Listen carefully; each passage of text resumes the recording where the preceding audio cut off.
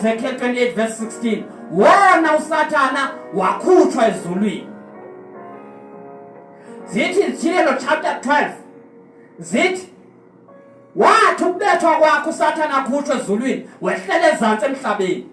Ukwahla kwakhe wenza shoba uleqa isidalwa esingumuntu. Ha. Usileqa ngantoni? Ngesono akhutshwe siso ezulwini. Umthole akafuni tuba umuntu makabe mhlophe njengothika.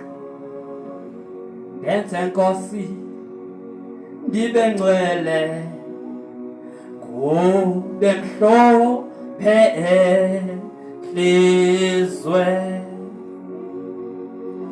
Yebo Nkosi ndiza kuwe Detaloleko kokwa mangezizwe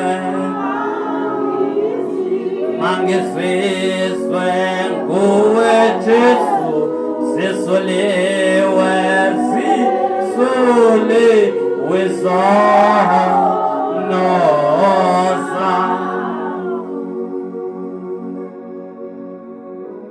Yebo Nkosi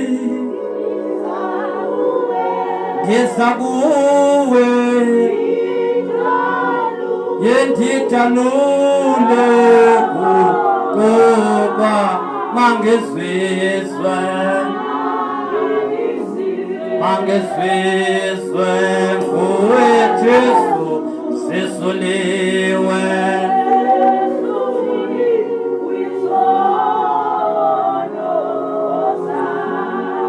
Bekange tik ukukhutshwa kaSathana ezulwini.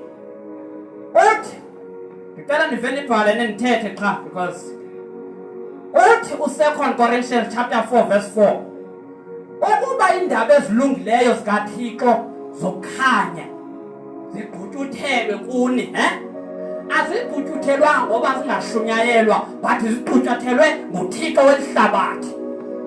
Ngubani uThixo welihlabathi? nguSathana.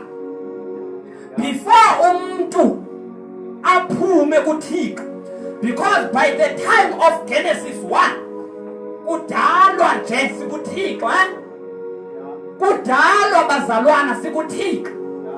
uSathana siwa ezulwini sikuThixo. Amen. Hallelujah. Bheka unkazeleyo umzekelo utatam uthe eyinkwenkwe ndikuye ekhula ndikuye. Now uThixo xa edala sikuye thina bantu. Xa esenza yonke into sikuye thina bantu. Xa siwa uSathana ezulwini sikuThixo. Sikhona? Now njengoba sikuThixo uThixo kangakwazi ukunyamezela uba kungabikho umuntu ozomdumisa. Wonke umuntu ophezu komhlaba usekele ukuba anqule uThixo not enye into. That is why ke xa ethe waphazama umuntu angamfuni uYesu inhliziyo yakhe ayoneli. Akwasibini kwenzeka mhlamba inqula izinyanya inhliziyo yakhe ayoneli. But ukuzonele funeka dibane neTrinity yamazulu le yathi masenze umuntu ngokufana nathi. Sikhona? Kwi-constitution of heaven kufuneka sifane nalo sasikuye. Sikhona bathandekayo? Ephesians 1 verse 4. Akho mntu one-hard copy nangike ndizifundele. Wasesulu. Hard copy yesulu. Kanye mama niphele yakho sesingesi. Ayikhumshe kakhulu. Bese kakhulu. Ziyayami sikhumshe kakhulu.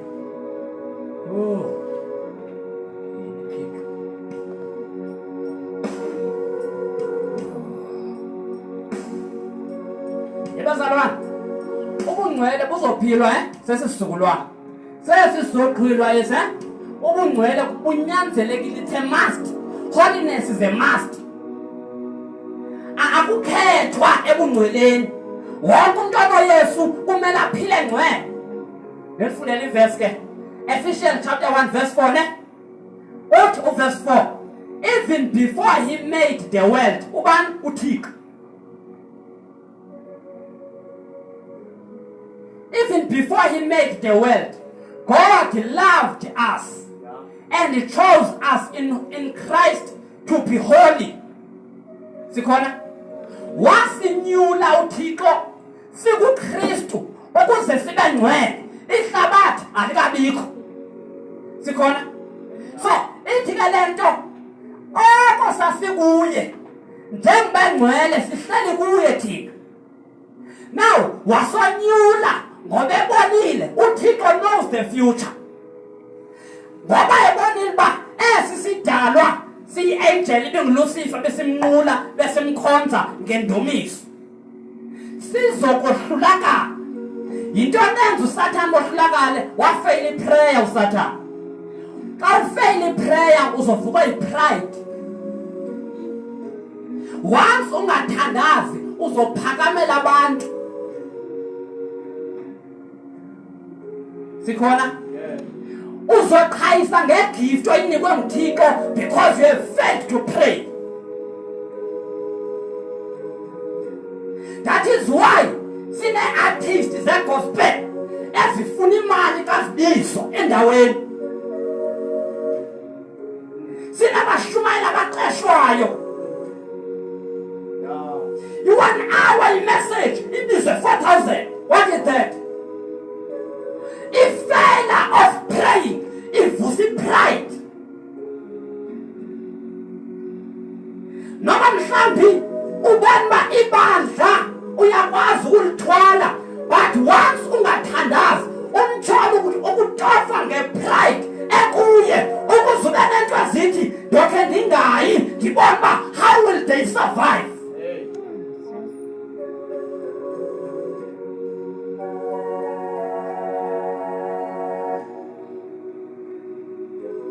Ukubalekwa komthandazo bazalwana kwakukwenza sisizukulwana kwizizukulwana zonke zazike zakhona siyeva ngeSodom neGomora, kodwa esi singaphezulu kwaso ngokwenza. Nokuya ezikolweni kuthethwa ngamanyala ngabana 10 years.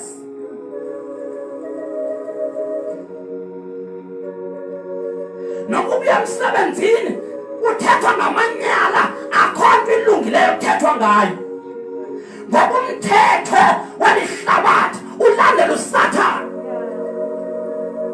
Whereas ezulwini kuthiwa sonyulwa ihlabathi lingenasekwa ukuba sibe ngcwele. I-DNA yethu iyabazi ubungcwele. Eyethu i-DNA, ii-genes zethu before sibe lapha emhlabeni siyabazi ubungcwele.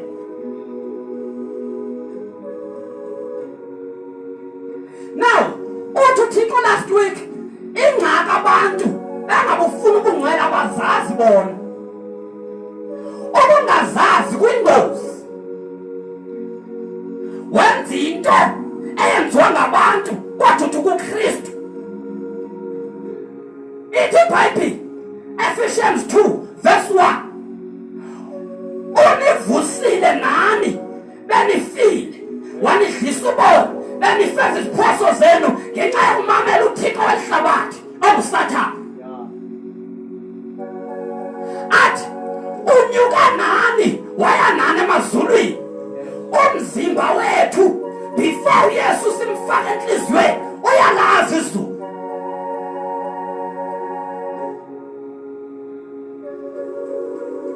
And umuntu languthi bathe makafane naye akumela ikuSathane. Akumele woyike nomnye umuntu ongena Yesu. Ngitsho igqirha imbala lingaligalela iyeza apha udlule ngoba lithethe amazwi. Kasele uzazi uba who are you in Christ?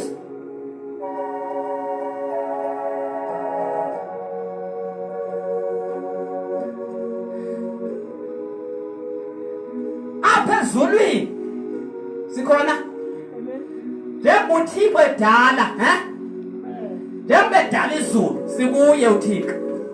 udala umhlaba sikuye uThixo, uyawa uSathana sikuThixo. Now uverse 3 kaGenesis udalwa okwesibili, uverse 2 kaGenesis 1 umhlaba umoshakele kuphele tu komhlaba oqala.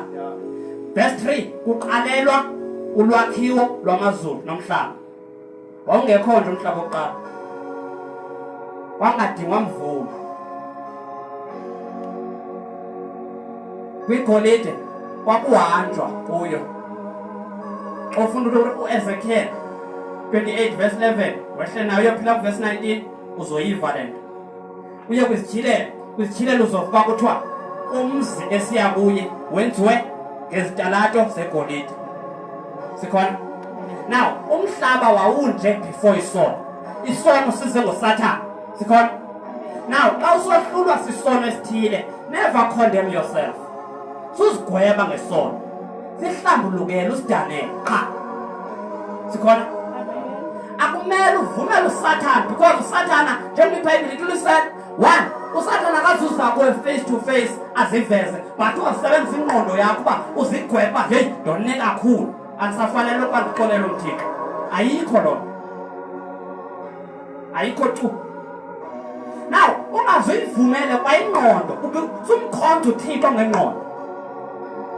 Ingqondo inenkani, ingqondo inyama yalo mhlaba, sumkhonza ngengqondo uThixo. Nikela ngenhliziyo yakho yonke kuye, umkhonze ngenhliziyo uThixo. Apho uhlala khona umoya wakho ingcwele. Sikhona? Never judge yourself. Kesona ungaze uyenze mistake. Uzondisajada ufele kuso, and wafela kuso awuzombona uThixo. Sikhona? Umtholi 1 akazuvele ebantwini bonke. Umtholi ngumoya, uSathana ngumoya. Sikhona? Ithi Ndumiso 104 verse number 4 uThixo wenze ingelosi zayimimoya, wenza abakhonzi bakhe bangamalanga bomlilo. Sikhona? Now uThixo, Hebrews chapter 9 verse 28 uthi iBhayibheli ungumlilo odlayo uThixo. Sikhona? Now ilangabi lomlilo, flame of fire, ayibikho engathanga bekho umlilo omkhulu. Now uThixo unako ukusibanga kwi-Old Testament, ukuyona ekugqibeleni eBhayibhelini unako ukusivezela uba how much he loves us as human beings. But alihlabathi lenza uba siluphike uthando lukaThixo.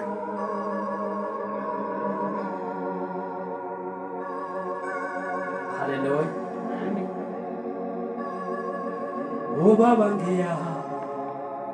Ubaba ngiyabonga nangenhliziyo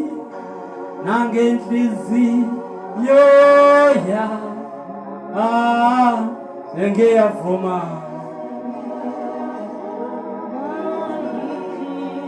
wena ngumsende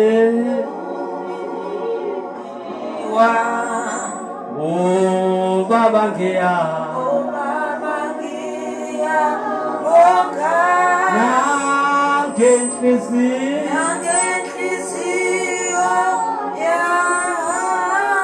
ngiyavuma ngithi ungumsindisi wami. Bazalwane, ngiyamazi uThixo.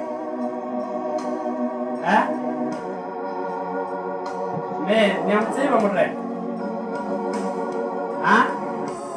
Niyamazi uThixo. Niyamazi uThixo.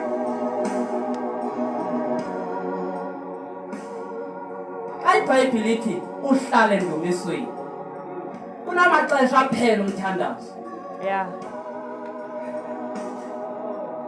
And akudingi noba ukhangela ivoice kaSomebody ku YouTube na kwi-videos okanye kwi-CD. but ukhe uyilozela uThixo ngoba apha enhliziyweni kuneminyango mithathu. Kunomnyango wendumiso ekumele nawe uvule every day, uvulela uThixo. Yeah. Sikhona? Jesus. Amen. Ukuyiloze uwedwa, uyilozele uThixo. Akavuyi uThixo uyilozela yena, because apha enhliziyweni yakho 3 doors ekumele yonke imihla uhlale lo minyango uyivulile. Umnyango wokuqala umnyango wemvakalelo. Umuntu nomuntu akuthethe uThixo ulokuvakalelwa rhoqo. Sikhona? Owesibili umnyango ngumnyango wesazela. Ngisho nkqu igqwirha amagqwirha anaso isazela. Owesithathu umnyango wendumiso, worship, enhliziyweni yakho. Enhliziyweni yami uyabusa, uyabusa. Enhliziyweni yami, enhliziyweni yami uyabusa, uyabusa. Andibona omunye,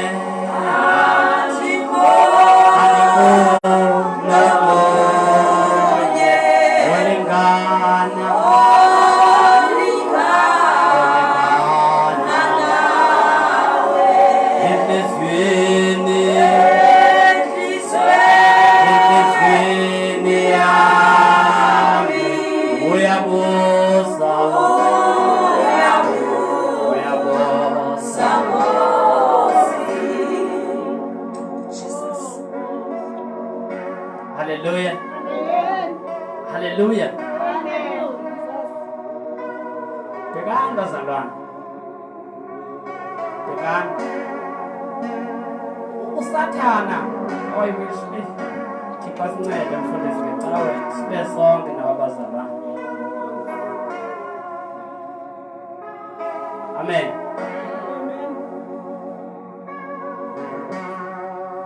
Believe how weak devil is.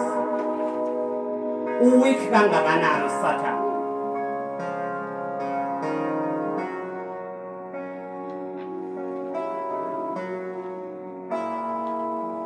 But weak nje abaninzi wabenza baphoswe nguThixo.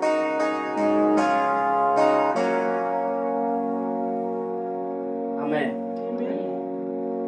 Alright.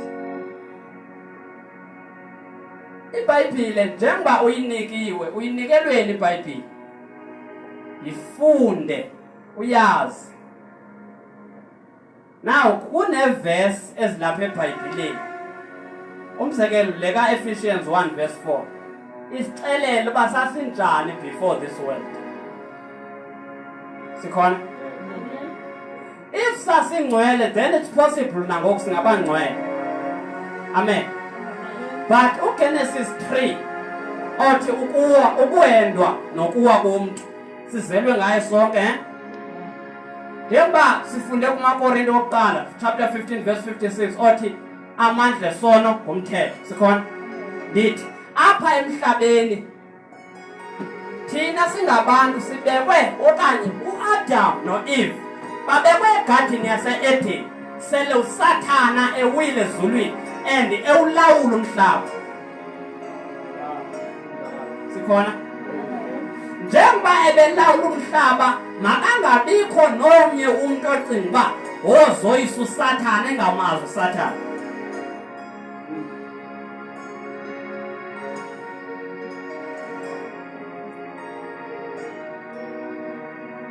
Bakhona abathandazi ungakwazi uthi ngiyambopha uSathana ungamazi. Firstly, allow the Holy Spirit to teach you who is the devil. Sikhona? Hallelujah. Amen. Hallelujah. Now, wakuvumela umoya ngcwele akufundiswa ngubani uSathane. Then kune-verse Ezekiel 28 verse 7 ethi ngeentsuku zokugqibela ndiyakuvusa abantu kwintlanga abazondibhukuqela umbuso kaSathane,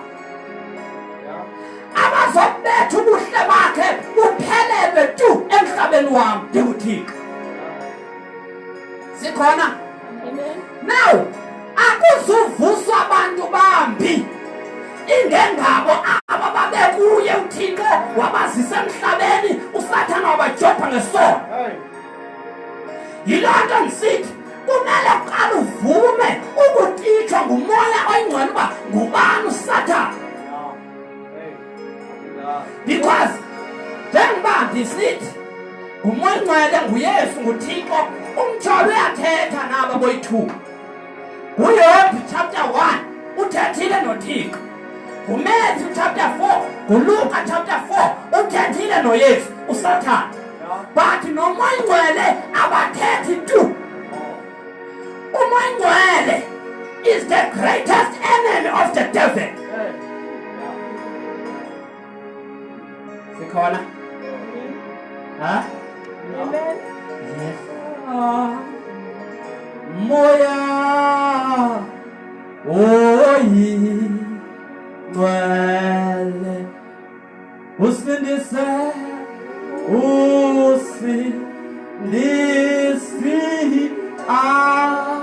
Afrika. Yehla moya, yehla moya oyingcwele usindise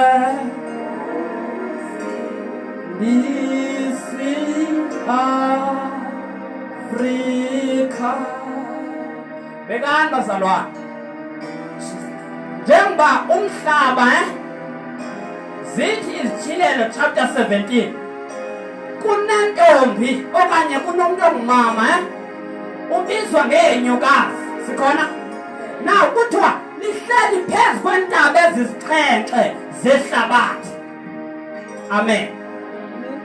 Sifunda isikolo bekuthiwa zi-7 continent, 7 continents of the world. Now phezu komhlaba kunomthetho kaSathane awenza uba njengomuntu wasemhlabeni apha kule ndawo before ufike ezulwini kuhleli uSathane. Sikhona? Now umtsholi uSathane akekho ezihogweni. Sikhona? Isoko siphansi komhlaba. Akekho uSathane ezihogweni. Unaphezulu emoyeni and akakwazi ukuba sendaweni zonke uSathane. If useBrazil ngoku useBrazil qha. Sikhona? Now njengoba noThixo esezulwini, uThixo usezulwini noKristu ngasekunene kwakhe. Hebrews chapter 7 verse 25 uKristu ungakwesokunene sikaThixo. Then emhlabeni ngumoya oyingcwele, ezulwini ngumoya oyingcwele, espacini ngumoya oyingcwele, esihogweni ngumoya oyingcwele, phansi kolwandle ngumoya oyingcwele. Sikhona? Amagqwirha ayazilibazisa ngobomi. Siyalala ngothakatha bahamba nale ndoda qha bayiboni. Sikhona? Bahamba nomoya oyingcwele abamboni tu. Basekitchen bahamba nomoya oyingcwele. Bayaplana ngawe, baplana umoya oyingcwele ukhona. Xa kuvusa ebusuku sukuvuka ucofa ifowuni. Khawubuze umoya oyingcwele namhlanje univusele ntoni?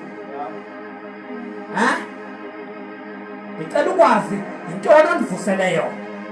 If uvusela ukuthandaza, wothandaza ngawe because wena kumele uthandaze. Wena kumele uthi ndihlanjwe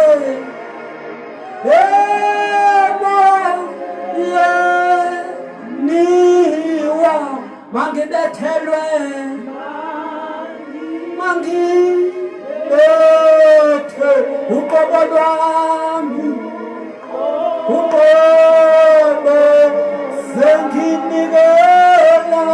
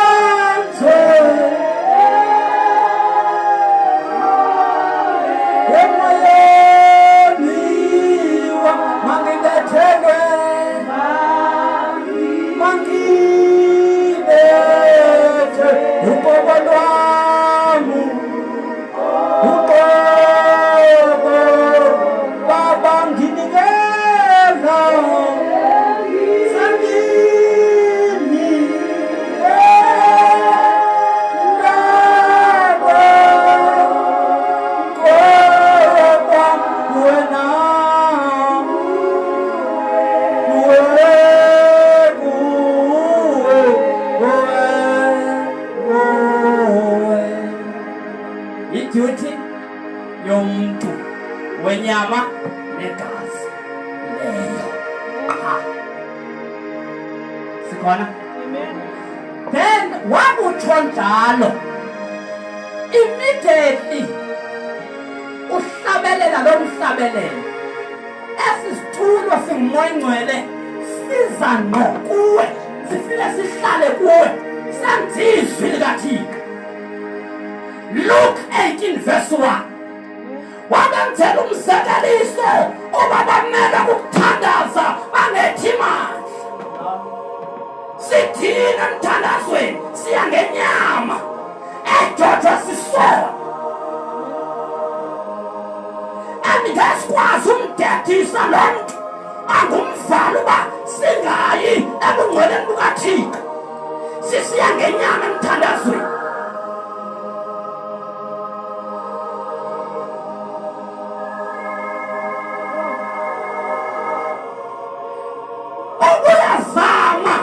One, uzama ungahlambululanga ukuthandaza apha phezulu kuyahlekwa uthandaza umthandazo ufike ezulwini. Bathi abacikwazayo hayi awamoya waphela erufini ba-right uphele khona because khange bahlambulule.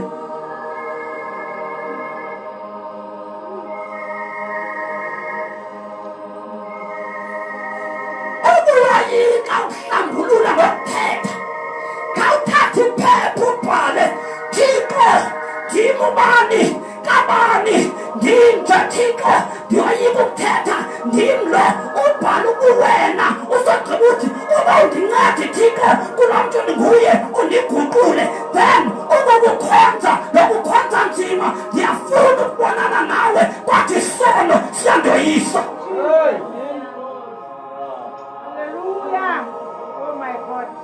Babingcaki abantu bahlala i-hours esonweni kodwa uhlambulula bahlambulula umzuzu omnye bakanye abanye bangahlambulula bathandaze. That's why uzodinwa kungakapheli neyure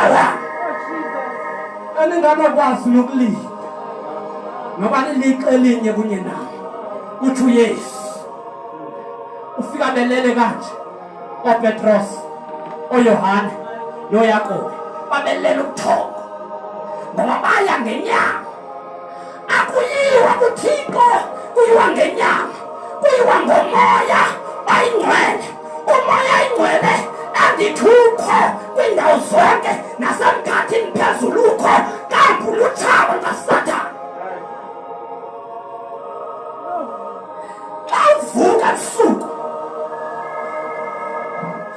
utsho nje uthi uwe Baba ngibekithemba Uwe Baba,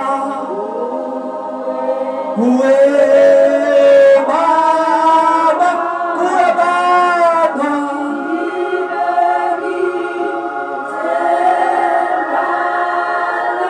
Uwe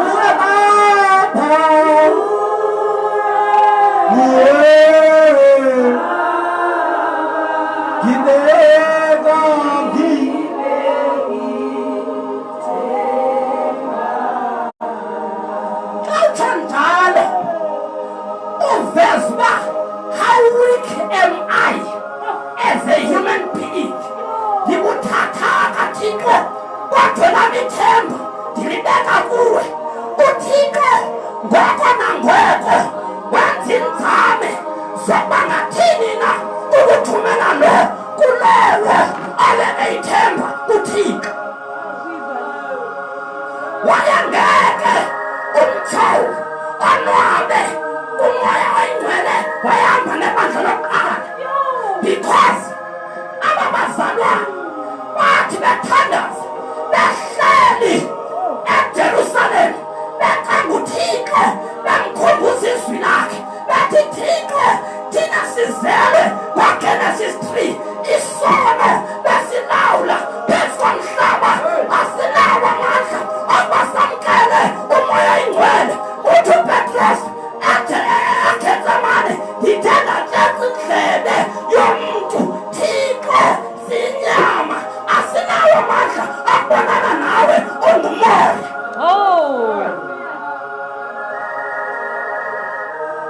Akakwazi uThixo ukunyamezela ngoba bathembe obamandla. uThixo uyabayeka bahlale basonwabele isono. Ukungakwazi ukunyamezela kwakhe zithi Izenzo 2 ngesiquphe sikhona uhlelo lonwabile uthi emhlabeni zizolala uthi uSathane now akakwazi ukunyamezela. Then when ereleaswa umoya oyingcwele wenza sure that uclearisha even in the atmosphere akabikho umkhathi in that time wafika wahlala nabazalwane baqala bathandaza waguqula ilwimi. Bekani awuzuqhilwa ungenawo amandla okuthandaza. And you cannot stand this time, sikhona exesha skulu lebantamba sishumayela kanje ugovernment noba ngekho in our gatherings, but nge-networks ezi they can hear. Now benza sure bayavana ibandla lingeva uThixo luthethayo. Benzelani uba kwiminyaka elandelayo kube nzima ngokukhonza nokhonza kume abantu phaa begadile amangadluli awo.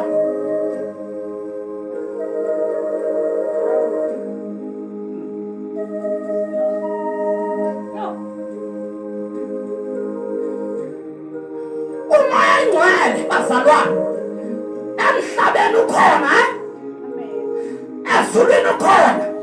Now xa uxhomekeka kuye akho suku ungangamva uThixo, akho suku ungangamlambela uThixo.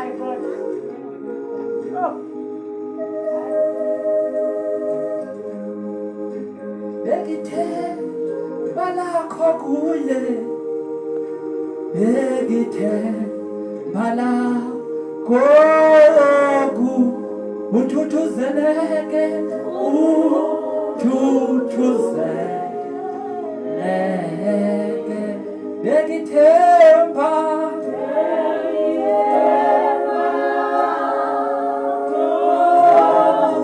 bekithemba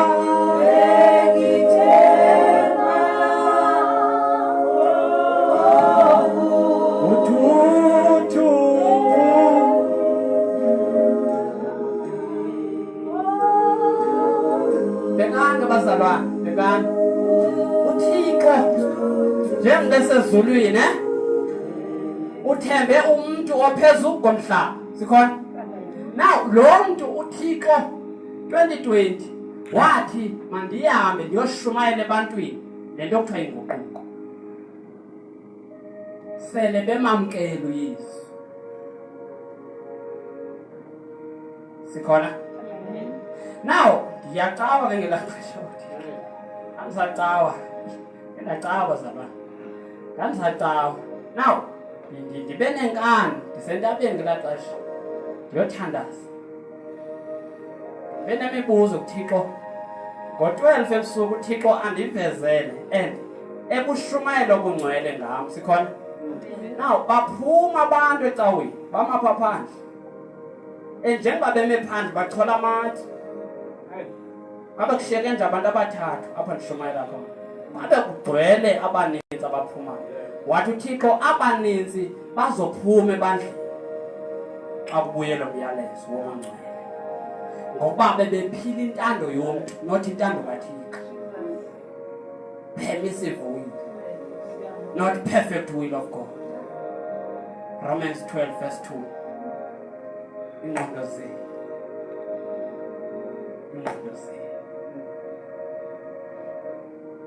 nikelani imizimba yenu ibe lidini elikholekileyo eliphilileyo lingcwele kuye wonke leyo mayibe inkonzo yenu yasenqondweni sikhona inkonzo yasenqondweni sikhona ungumuntu omtsha zithi into zokulutsha zixakile egoli kodwa inkonzo yasenqondweni uthi ndifumene into that is above ulonwabo lwesizukulwana sethu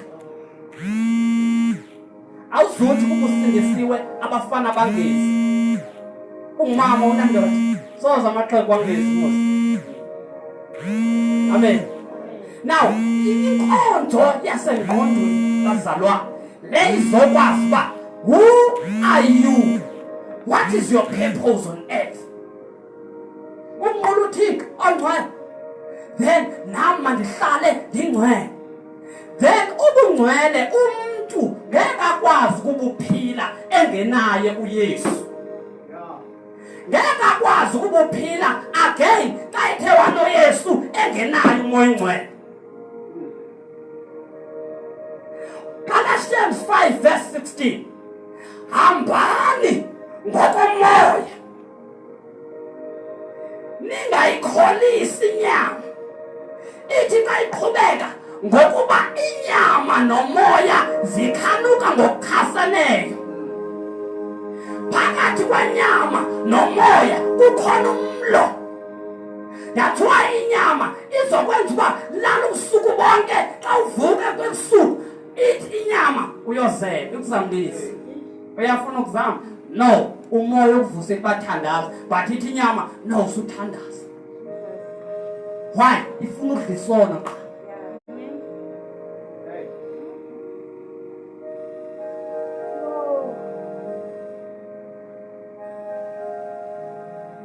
sikhona beka if awukwazi ukuhlambulula ngomlomo balilelo ibhalo uThixo xa ubhala uThixo ujongile akho sidalwa Hebrews 4 verse 13 ngokuba akho sidalwa sifihlakele emehlweni akhe now xa ubhala Thixo yimi ubani kabani ndimlo ndizozibhala apha sikhona now wakugqiba ukwenza loo nto umcela uThixo uba ndincede ndiyoyika ukuthetha kuwo sikhona and bhekani sukuthi wakudlisona woyika usithetha kuThixo ubonile mzi ungangena phansi kwale methi wenza isono uThixo uyakubona nobuphi xa usenza isono xa uhlebe uThixo uyakubona sikhona hlambulule Joshua 3 verse 5 confundele quickly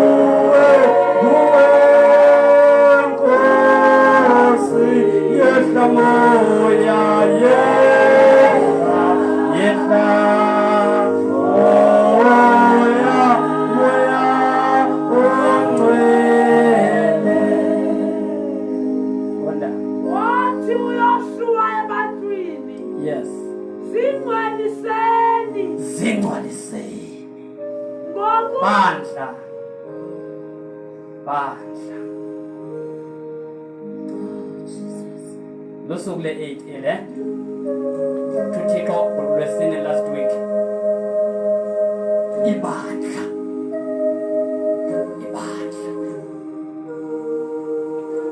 Foundation right, but the building yakhiwe outside the foundation.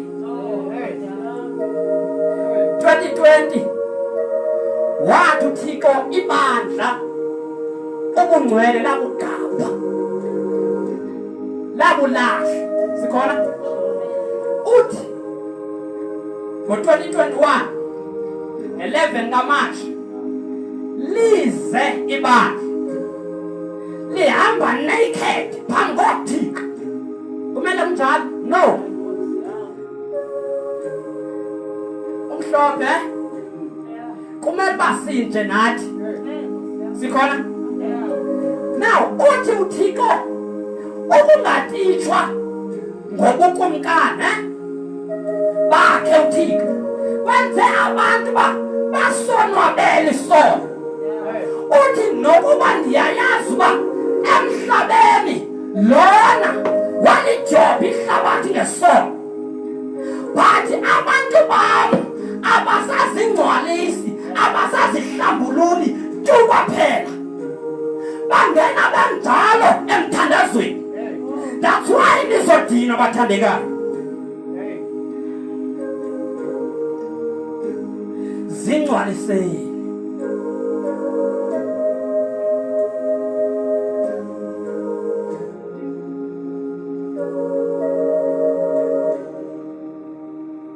Ibandla lonke eSouth Africa lijobheke kakhulu.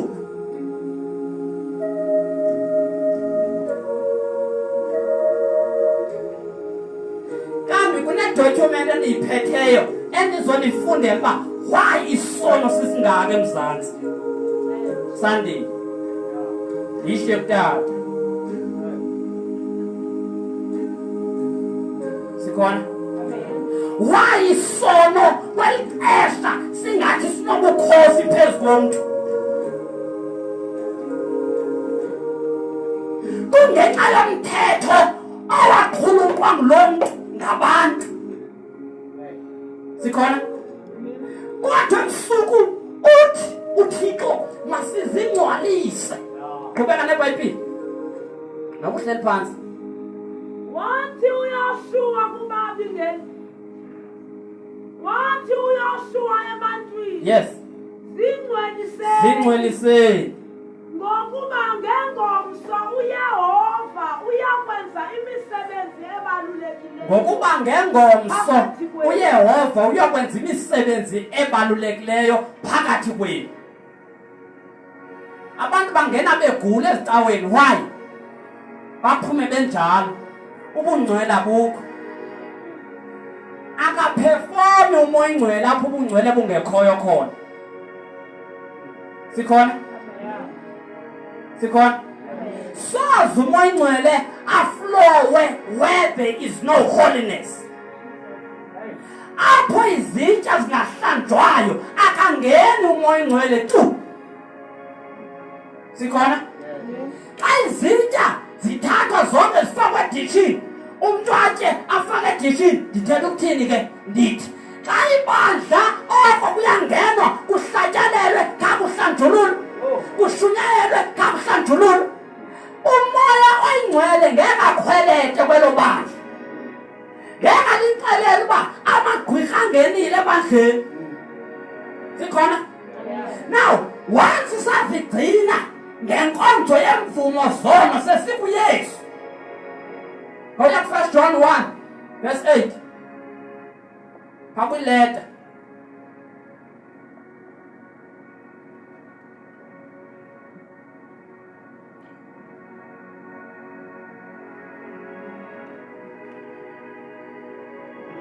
Ukuba sithi asinasono, Sibambe.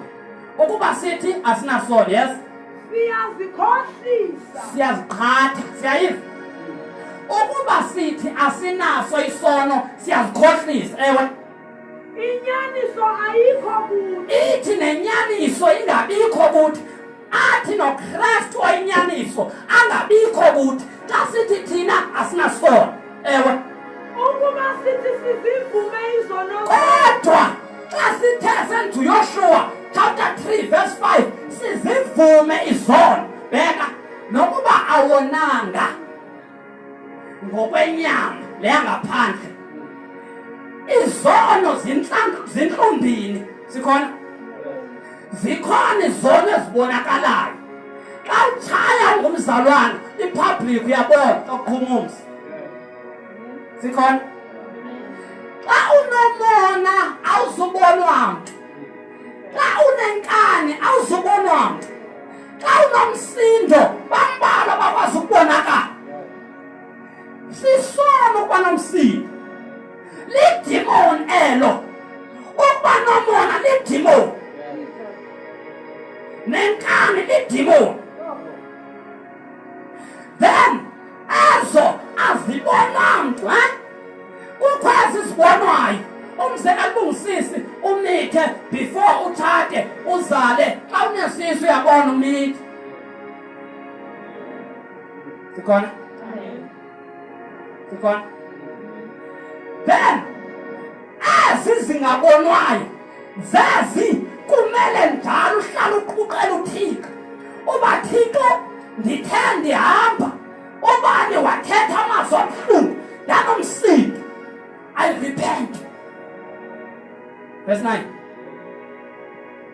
ukuba sithi sizivume izono zethu. Ukuba sithi sizivume izono zethu, yes, Uthembekile. uthembekile, Ulilungisa. ulilungisa Ukuba asixolele izono zethu. ukuba uThixo asihlambulule, asixolele konke ukungalungisi kwethu, Asihlambulule kuko konke ukungalungisi. konke ukungcola, konke ukungalungisi, konke ukumphika, asihlambulule uThixo. Funda verse 7. Xa ukuba sihamba ekukhanyeni. Yes, Njengokuba yena esekukhanyeni. yes, Soma sinobudlelane omnye nomnye. yes. Lithi ngegazi likaYesu Kristu, Bekani- unyana wakhe. Bekani ke wakuhlambulula izono, suziyeka zihambe nje, suziyeka zihambe nje, unegazi. Sikhona? Isibindi sethu sokuhamba noThixo kusegazini likaYesu. Sikhona? Ngike nabeva mos abalomfana bethetha ngofire, kwezi ngoma zapha phandle ezweni. Aba bakaSathane bethi fire nabo. sikhona bani bathu sirayela kaqeda ha utsho aba ha sikhona but kunento abangasoze bakwazi uyifake igazi likaYesu leli likwazi uba wakuzicela izono nosilibeleyo xa uthi Thixo ndihlambe ngegazi likaYesu nosilibeleyo sibe sisuke kwa oko sikhona then ugqiba kwakho uconfessa awubesabikho emhlabeni uyezulwini straight. That's when you start to pray in other tongues. Sikhona uqala uthandaze iBhayibhile mhlawumbe uyifundi kodwa ubone apha emthandazweni umane unikwa iverse. Sikhona iverse awuzinikwa usenyameni. Oh my God. Qala udile nezono zenyama uzicele njengoba zinjalo andibhekani ungazulenza iphutha uba uzidefend uthi Thixo ewe ndiyavuma ndonile kodwa nguye no usuyenza ngokuqaliweyo ngumuntu Thixo ndonile ndiqonele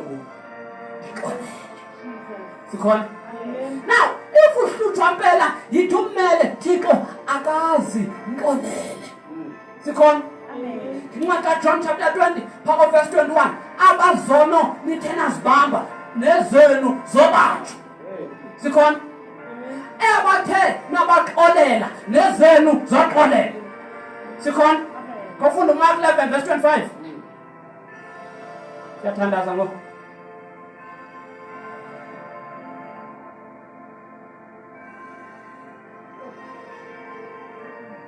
Verse 25. yes Nakasukuba nibi nithandaza. Ukuba ninendawo. Ewe Ukuba ninendawo ngakwathile. yeah Mxoleleni. niyayiva bathandekayo bheka ke ngeke ukwazi ukuxolela umuntu ungaqalanga uzixolele wena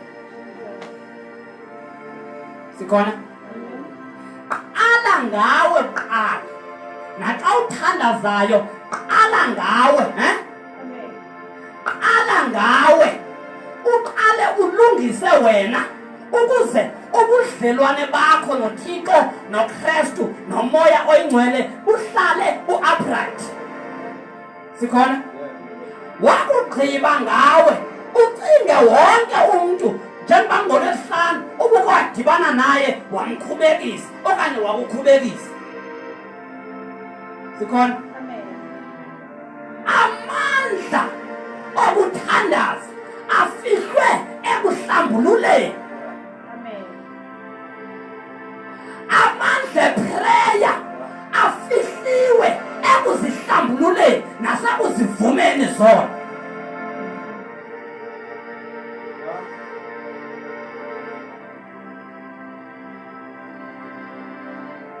ebazalwane xa ingenile inhlambuluko uyayazi uba uyakwazi ukuhlala noThixo 12 hours okuthandaza 12 hours 6 awucinge enye into yathandaza qha xa ungene kukuhlambuluka because inhlambululo inje ubunegazi elidinwayo yalo ngokuhlambulula nje ukudinwa kuyasuka ngokuhlambulula nje inhliziyo iyaye kukusindwa zinto zalomhlaba sikhona ungahlala even usuku lonke oko uthandaza imagine ke ukuhlala noThixo i3 hours uyoma phambi kwabantu abantu baloko bengancazela nje how much more ku 6 hours how much more ku 12 hours ungathi ubamba ucango uvulela umuntu ozongena kayiqala bebamba achoke sikhona bekani masigabheni isono siyahlaziswa confess sins uhlaza uSathane isono sosakho into engayo yakho isuse ikaphukeke suyithanda wenza into ngayo yakho sukuvuma usathana akugushisa isono sikhuphe sovuma afake nditsho nento encinci yesono sakhe because sesakhe isono sikhona uzoxolela abantu qala ngawe uzixolele wena wakugqiba uzixolela uxolele bonke abantu to the point of uba mhlambi ibandla aliphathanga kakuhle ume thik xolela ibandla likaKristu laseKhutsolo Carlton V sikhona asitambululinga ngiyafuna ukuthandaza ngiyafuna ukuhlala emthandazweni emthandazweni kuyahlala kudlula Luke 6 verse 12 funda quickly Luke chapter 6 verse 12 ukwinduli yelu hlaza yenga yelwana lapho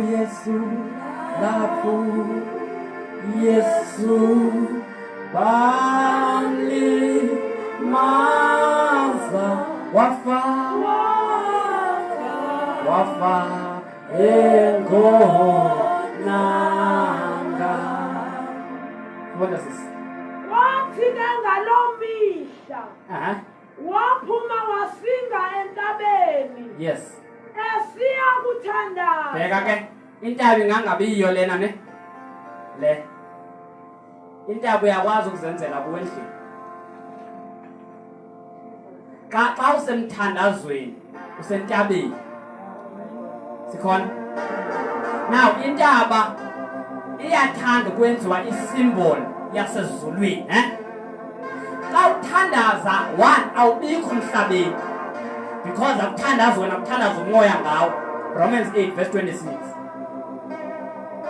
uthi kuthathakeni bethu umoya oyingcwele angene kuthi ngaphakathi ancwine ngezinqwino ezikhulu ezinganakuthetheka sikhona now njengothixo ethi uPaul u1 Timothy chapter 2 ungabonke bangasindiswa now umoya ingcwele ngulwazi wakwenza uba u-extend i-hours emthandazweni because awuzuthandazela wena uthandazela indlu yakho uthandazela ibandla okwenza kulo kuphela but you will go all over the country uthandaza ude uphume elizweni sikhona ubabiza inhlanga ngenhlanga emthandazweni phambi kothixo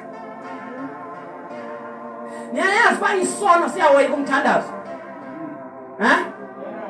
thandazana ukuze ningangeni ekulingweni once you start to pray isono siyawoyika umthandazo xa ubaleka umthandazo izono ziza ngobuninzi bazo izilingo azigobeli bantu bonke ziyagoba kwabo bathandazayo wakwalisela iye wake walithenga iyeza umbeke phaa sokuthaya lokuphilisa kufuneka ulisebenzise ne ukuze likuphilise so same goes to prayer umthandazo masingathethi ngawo masike sizinzeni emthandazweni sike sihlaleni emthandazweni siphicothe sikhangele ubuhle bakhe uthixo sikhona yebo buhle bokumazi ebuhle niba ubumthando Jesu usindisi wami ngisemusha kudlulileko kokuhlekwa umenami engumthokozisi simkhangela emthandazweni how beautiful is God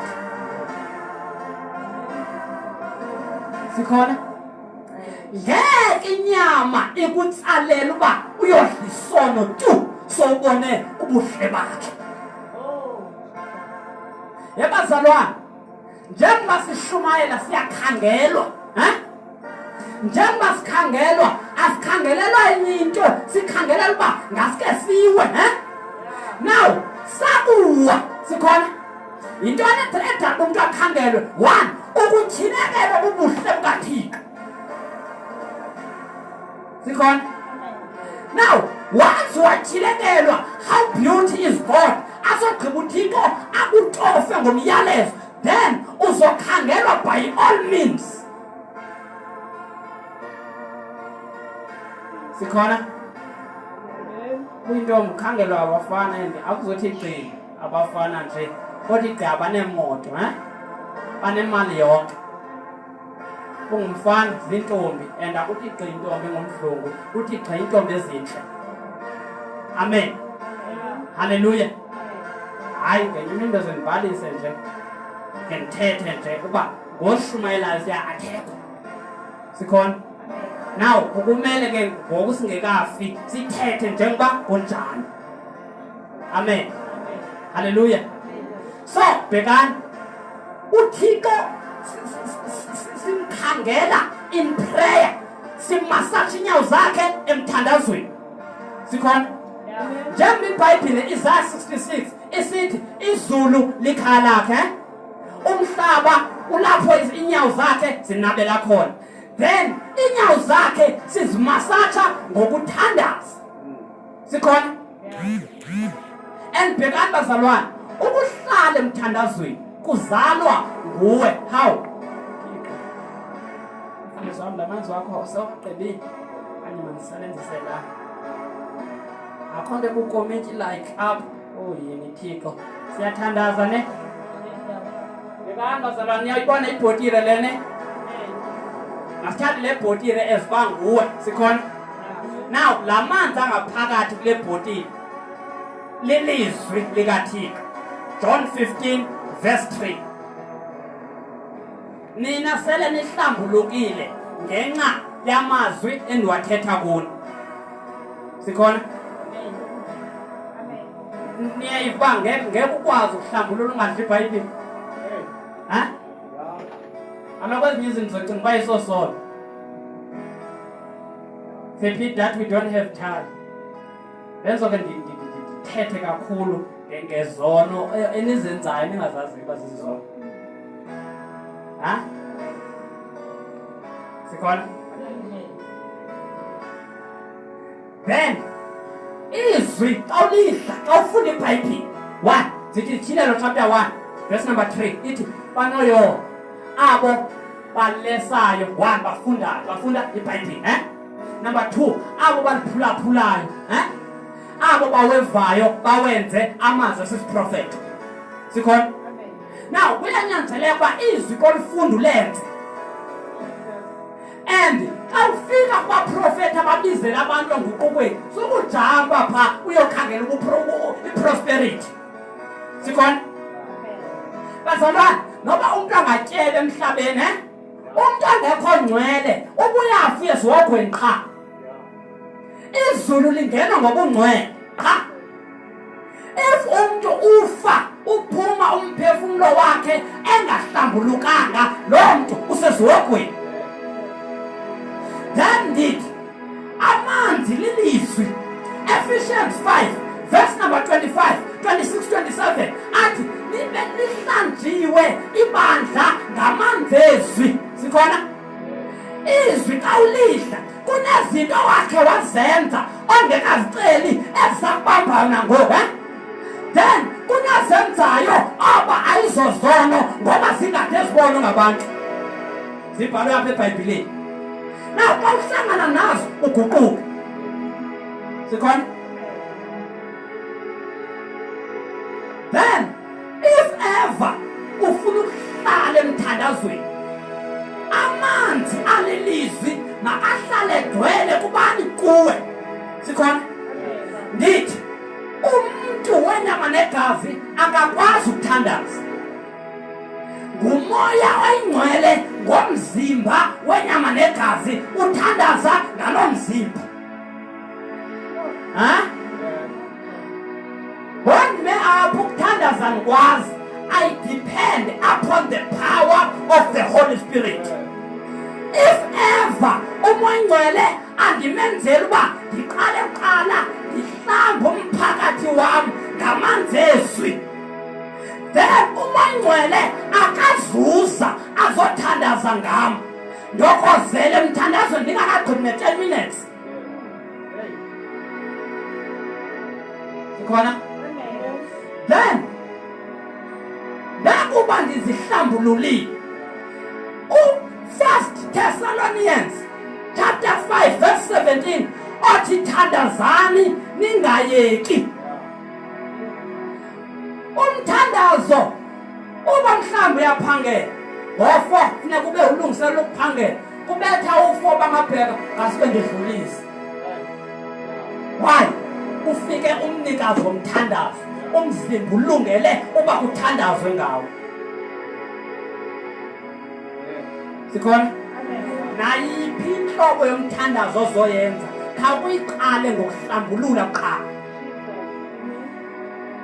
Xa ugqiba ukuhlambulula uthathe umzimba wakho ube ngathi kuvula itephu, aphezulu uthi ndivula itephu yegazi likaYesu liyandihlamba, igazi likaYesu liyandihlambulula, igazi likaYesu. After that uzova amandla ozange waweva.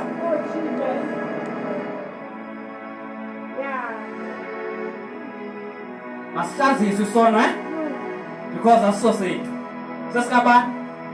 SesikaSathane. Sesikabani? Uthi sesakho kusazohlala kuso. Sikhona? Sikhona? Uyakwazi ukuzenzela i-night prayer. Sikhona?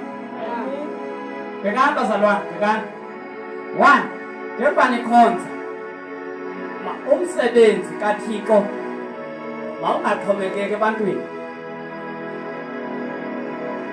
Siyavana ne? Siyavana? Bhekani. Ezethu phakama nelukelo uthandaza ngahleli. Phakamani noyithuba.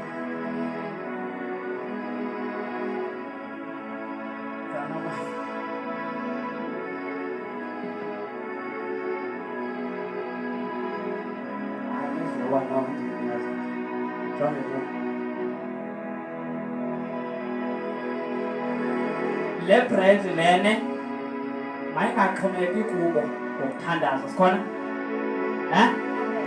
Sikhona ne? Sikhona? Now bona they can lead you in prayers. Bangoku masithandazeleni into ethile, and njengoba ningama-intercessor, but I wish andazi ndizazothetha nabo kakhulu nani banine-chance mhlawumbi ngomso andazi ke nina nizo-organize, but I wish ke kufunde sithethe nebandla nje kakhulu noba ukho noba kho keyboard ncokole nje nawe uhleli phansi nibuze imibuzo. Amen. Because ingxaki xa idyuthi ikubo batsha ne bahlasela into zobutsha, then njengoba bahlasela into zobutsha bakhona mama nani nihlasela into zobumama. Sikhona? Now utata nomama again kumele bamele nina phambi koThixo. Sikhona? Then ibandla kumele lijongwe ngabakhonza kulo. Ibandla lolalo betshilo lasini lapha ne siyakhumbula, and owayekhona sade salinikela kuba umoya ngcwele. Niyakhumbula? Now umsebenzi awungiye wabo. If abekho thatha imayiki uthandaza. Uthandaza njani ke ungahlambululanga? Sozokwazi. Sikhona? Kumele ukuhlambulula usendlini, Now xa lo mzalwane ehlambulule endlini kuye nami uhlambulule endinabo ahlambulule nomama ahlambulule. Now xa sifika xa sithi ungcwele Thixo, phaa kumagumbi ethu okuzihlambulula kusuka laa mzimba ubuthandaza phaa uzohlanganyela apha. Now if ever sithe sabaninzi kunabangahlambululanga ningeva iflow kamoya ngcwele every day nikhonza sikhona na uhlambulula ukuqala usendlini if ever njengoba befunda abanye awuye esikoleni ungahlambanga then nasecaweni okanye nasakuyeni phambi koThixo masingayi singahlambanga ukuthini ukuhlamba ukuhlambulula umzimba wonyama ngawuhlambe kodwa kwamoya wenza inkonzo yemvumo zona sikhona sikhona endibhekani nathi as worshippers njengoba sibamba umboko one nangona ndithela kubantu ke but ndathi ndisatsho futhi endidothonte ndiyofa xa uworship must uyijoin intercession why because uma phambi kwabantu sikhona and xa ukhonza one if ubaleka umthandazo baleka noYesu njengoba Luke 6 esithi uba kwasayithandaza ithi le nto iministry yesu ebegqwese kuyo umthandazo everyone okuYesu ukubizele ukuthandaza sikhona ithi le nto njengoba Sundays ngo-9 yaqala ukuthandaza ne wonke umuntu okhonzayo kule bread mabe secaweni ngelaa xesha sukuninda kubetha u-10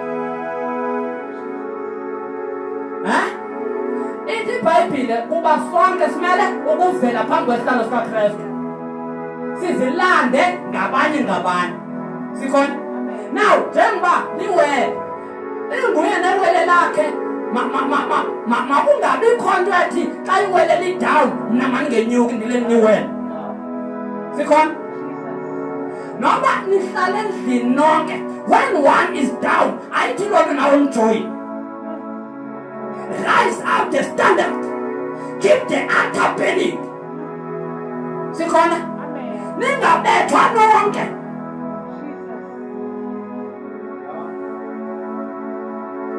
and njengoba bezi-intercessors if anihambisani nemfundiso yebandla you cannot pray for the church if anilazi ixesha ngeke lithandazele ibandla ibe nizele kule weekend apha ukuzo-ekhwipha ngexesha qha siphi ngexesha amen hlala non-challenge uba ngomso sikaleni sike siqale ngothi sike siyothandazana apha bethu 6 3 hours thandaza qha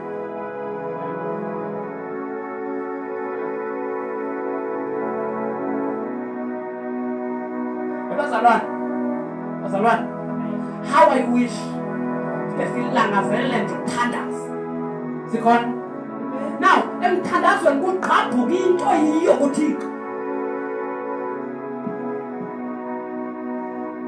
sikhona so maningaxhomekeki bandla kwabi-worshippers kumele ingoma igqabhuke esitulweni ngenye imini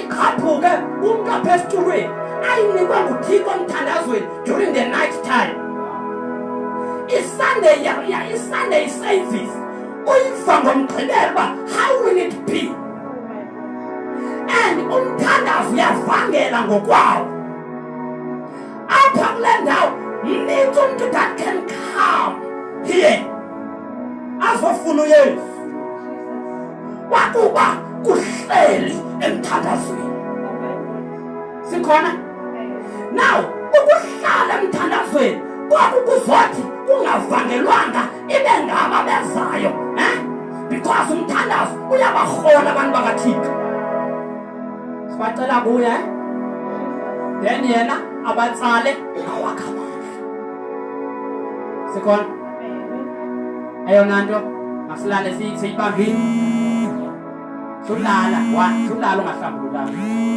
niyakhumbula amasirayeli ehlamba imana namhlanje ayenza ayilahla sikhona ngengomso avuke sithi we want a new manna sifuna imana entsha now ithi ke laa nto sulala isitya esinguwe ungasihlambanga because ngokungahlambi ubiza amaphele nentoni kamaphele amadimoni sikhona hlambulula before ulala Na ubuvuka ngo-12 uzova ngo-12 uzoxa oba kokuqala uthandaza kude kube 2.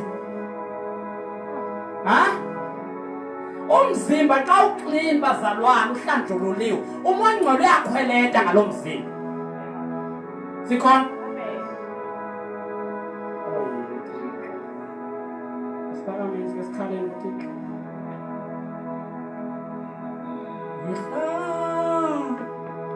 Moya oyingcwele usebenze usebenze apha yehla moya yehla moya oyingcwele usebenze usebenze apha yehla moya sihlabelele ya oyingcwele usebenze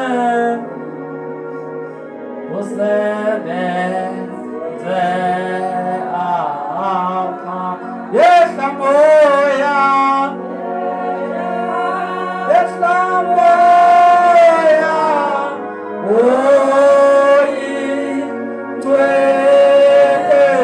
usebenze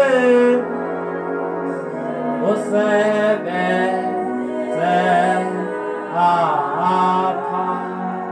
Sizikhona izandla zethu. Amehlo wethu ngegama leNkosi Yesu.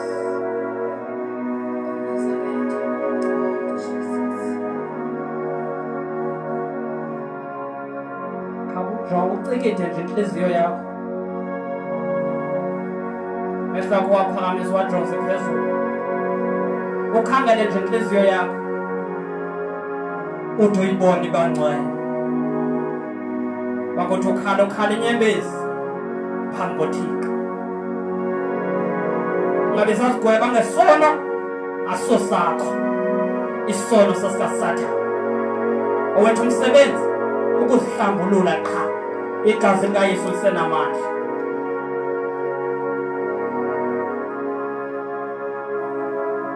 Set your heart. Set your heart. Set your heart. Uyikhangele inhliziyo yakho. Uyi-emptishe phambi koThixo secretly. Incwadi kaJames chapter 5 verse number 16. Xelelanani iziphoso nithandazisane. Nithandazisane. Xelela uThixo ukuze uThixo athandaze ngawe ngomoya ongcwele. Namhlanje ebusuku. If you feel like coming to the altar, uzofumana amandla okwazi ukuhlambuluka, come in front. Ubaleka kakhulu. Ngithandaze kunye nawe. Thixo nawe amandla mna ukuhlambulula. Ndiyoyika ukuthetha. Kodwa ebusuku ngicela undenzele inceba. Khambe phela amandla okuthetha phambi kobuso bakho. Ndithethe bold. Ndizivume zona. Ndizivume zona. If awunawo amandla okuhlambulula, ungahlali ngasemva. Zowathatha ngaphambili. Zowathatha ngaphambili. Zowathatha ngaphambili. Zowathatha ngaphambili. Oh, ndisondela kuwe. Sondela kuwe. Oh, hallelujah.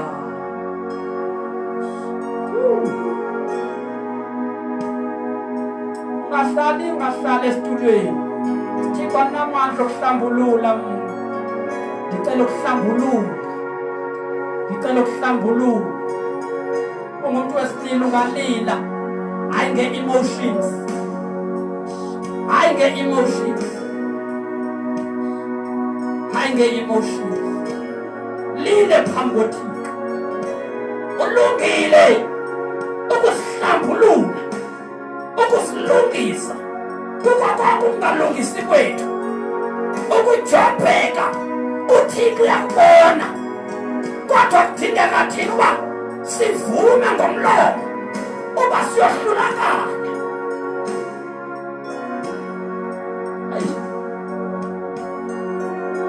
Lift up your heads.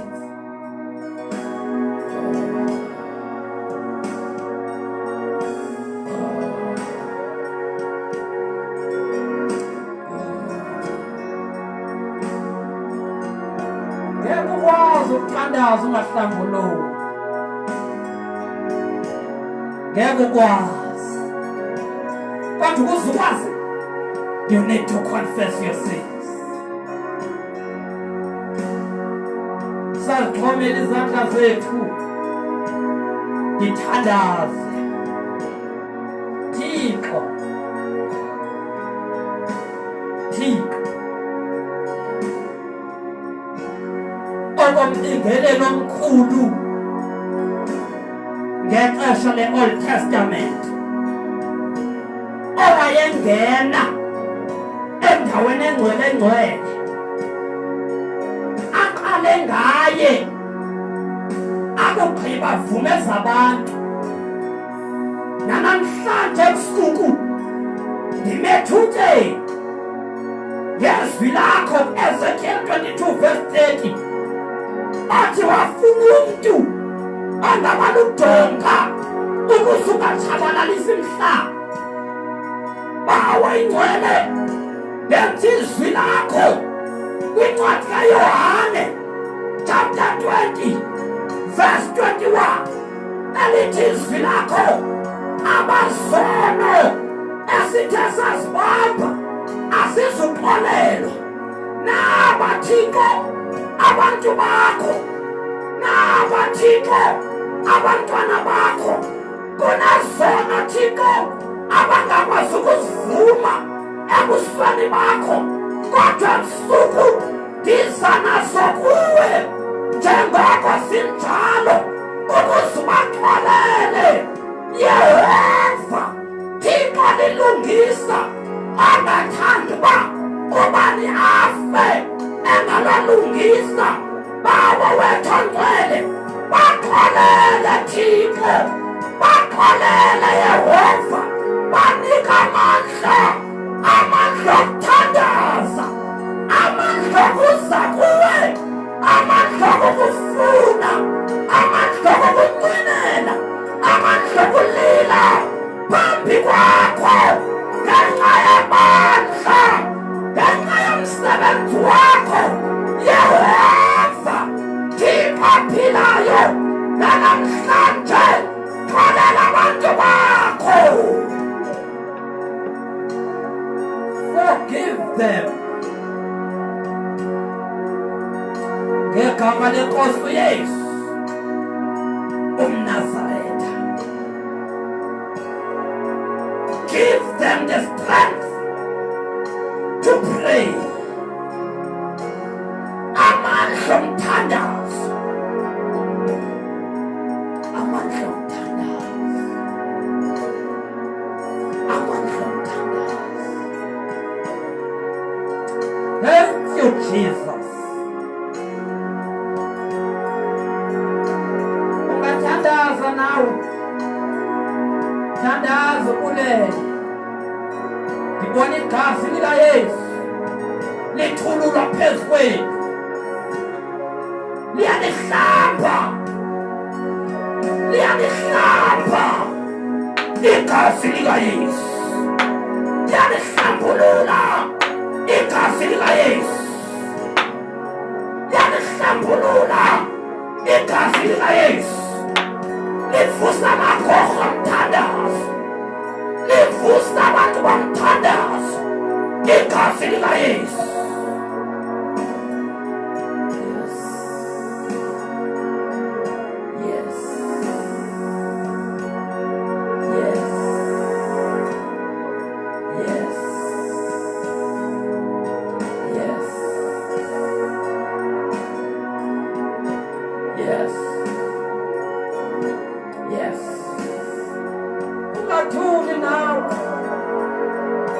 truly now. Say something to him. Say something. Xelela uThixo. Xelela.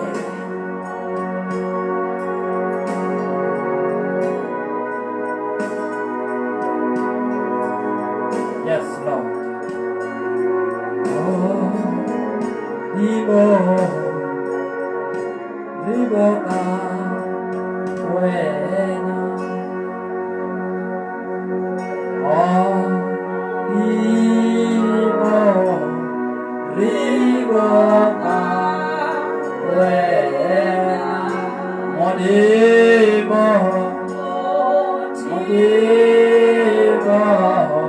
Riboka wena.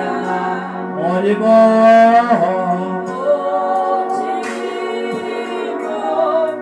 Riboka wena.